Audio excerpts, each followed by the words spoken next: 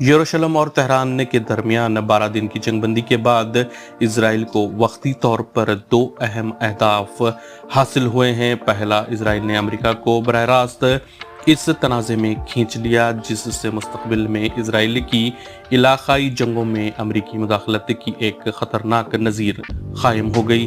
दूसरा, इसराइल ने अंदरून व बैरूनी मुल्क सियासी फ़ायदा हासिल किया और अमरीकी फ़ौजी हिमायत को अपनी फतह के तौर पर पेश किया। लेकिन इन फौरी कामयाबियों के बावजूद इसराइल हिकमत अमली की खामियां अब नुमायां होने लगी हैं।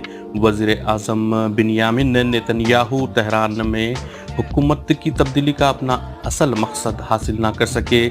इसके बरअक्स इन्हें एक मजबूत, मुनज़्ज़म और मुत्तहद ईरान का सामना करना पड़ा जिसने निहायत नज़्म व ज़ब्त के साथ जवाब दिया। मज़ीद ख़तरनाक बात यह है कि इजरायली अज़ाइम के खिलाफ एक नया इलाकाई शऊर बेदार होता दिखाई दे रहा है। ईरान इस जंग से पहले से कहीं ज़्यादा मजबूत होकर उभरा है। अगरचा अमेरिका और इजराइल ने ईरान के जौहरी प्रोग्रामों को नुकसान पहुंचाने की कोशिश की, लेकिन ईरान ने यह साबित किया कि इसकी स्ट्रैटेजिक सलाहियतें न सिर्फ महफूज हैं बल्कि मौसर अंदाज में काम भी कर रही हैं।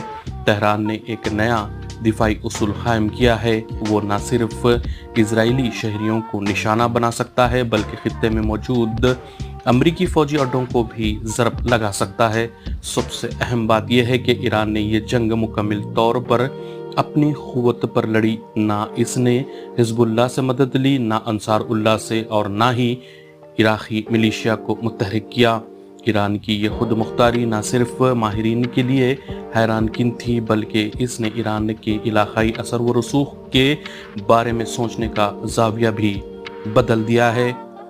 इसराइल और अमेरिका की ये स्ट्रैटेजिक शिकस्त है क्योंकि ना ही हुकूमत तब्दील हुई और ना ही ईरान की न्यूक्लियर सलाहियत ख़त्म हुई। उल्टे अमेरिका अब खुद सवालात के निशाने पर है कि इसके B-2 बम्बर ने कामयाबी के साथ ईरान के न्यूक्लियर साइट्स को अहदाफ नहीं बनाया। लेकिन दुनिया जान चुकी है कि ये जंग किसने जीती और किसकी शिकस्त हुई है।